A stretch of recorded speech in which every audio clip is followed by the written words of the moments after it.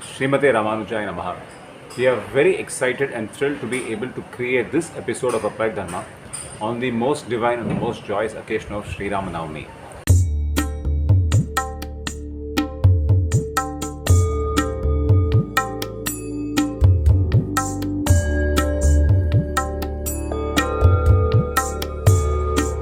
Now, there are a million good reasons why we should celebrate Shri Rama Navami. And for me, one of those important reasons is that because Lord Mahavishnu decided to take an avatara as Lord Rama in the Ikshvaku clan on earth, the Vedas too decided to take avatara along with their Lord as the holy text of the Srimad Valmiki Ramayana.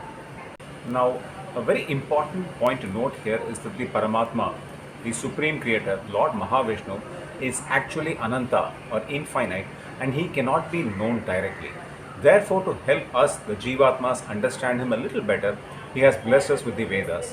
Now, the Vedas too are quite difficult to comprehend, therefore, he has also blessed us with supporting texts like the Itihasas and the Puranas. Now, as we all know in India, there are two important Itihasas. One is the Srimad Valmiki Ramayana, which deals with the avatara of Lord Rama, and then we have the Mahabharata, which is the Itihasa that deals with the avatar of Mahavishnu as Lord Krishna. Now, of these two Itihasas, both are very holy, both are very divine, both are Pramana Granthas.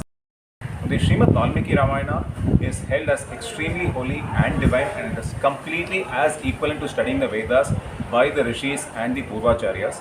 And we can see that it has many interesting features that can also help us understand this.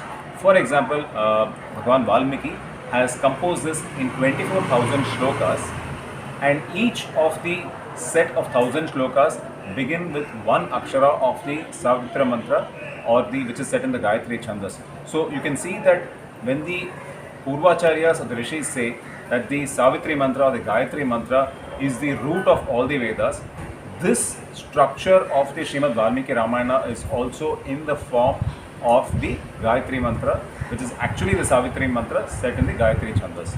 So these and many other such lakshanas and other hidden meanings in the Srimad Valmiki Ramayana clearly tell us that study of this holy text is completely equivalent in benefit to studying the Vedas. But the great advantage that we have is that the text is extremely accessible to the common man and does not require the special training that it requires to do Veda kind of Vedic studies. A few years ago, when I was in a very low point in my life, both personally and professionally, I was really lucky to get the advice of a very senior and very learned man who told me that the one-stop solution for all the problems of life is to study the Sundara Kandam chapter of the Srimad Valmiki Ramayana. Now, with my basic knowledge of Sanskrit and with the help of English translation, I studied the text one chapter a day of the 67 sargas of the Sundara Kanda over 3 or 4 month period. And I can truly say that my life can be divided into two parts: the part before Srimad Valmiki Ramayana came into my life and the part afterwards. Before the Srimad Valmiki Ramayana entered my life, I can say that I used to make decisions with whatever common sense or rational intelligence that I had, and I had a lot of doubt, and there was a lot of hit and miss in the decisions that I made and how I led life. After the Srimad Valmiki Ramayana entered my life, I can truly say this: I still struggle to make decisions, I still have to do the work, but I can constantly feel the presence of the Lord looking over my decisions and keeping an eye on what I'm doing and giving gentle course corrections wherever I'm going wrong. So I don't feel alone in this journey of life, both as a professional and as an individual, in making difficult choices and making difficult decisions. The presence of the divine, the presence of a higher intelligence always looking over my shoulder and being there to guide me is so reassuring to have, that I really felt that I should share this experience with the Srimad Valmiki Ramayana in this video on this holy occasion of the Shri Rama Navami. There's been a practice in every corner of India for homes to have a copy of the Srimad Valmiki Ramayana in a puja room. Now, it is believed by elders that having a copy and worshipping the text itself is equivalent to worshipping Lord Rama and Mother Sita themselves. Now, this text is also advised to be a Nitya Parayana Grantha, or something that we should study daily. Now, in fact, many elders in traditional homes used to take very important life decisions or difficult decisions based on the Srimad Valmiki Ramayana. So when they were at a crossroad in life and had a difficult decision to make, or they were in great trouble to make a decision properly, they would open the copy of the Srimad Valmiki Ramayana at random and look at the page that came out. and the words therein in that chapter which they opened at random would give them a very clear indication of how they should move ahead. If they got a positive signal, they would go ahead with the decision, and if there was a clear negative indication, then they would not go ahead with the decision.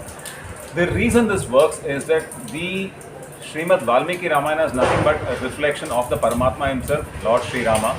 Therefore, it is Lord Shri Rama himself who is helping us make the decision when we surrender to him and go to this text. So such is the power, such is the divinity of this holy text, the Srimad Valmiki Ramayana, and therefore it is advised that all of us should at least have a copy of this text with the Mula Samskrita and the translation in the language of our choice in our puja daily.